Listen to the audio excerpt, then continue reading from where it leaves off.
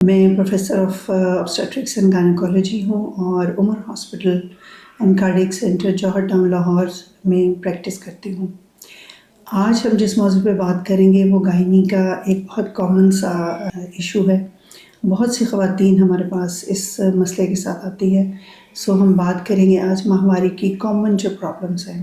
ہمارے pass out ڈور میں اور ہاسپٹل ایڈمیشنس بھی جو ہوتے ہیں ان میں سے میجورٹی پیشنٹس کو پیریڈس کے ایشوز ہوتے ہیں۔ اس سے پہلے کہ ہم اس بارے میں بات کریں، لیٹس ٹاک اباؤٹ کہ پیریڈس کا سائیکل کیا ہوتا ہے، جس کو ہم مینسٹرل سائیکل بھی کہتے ہیں۔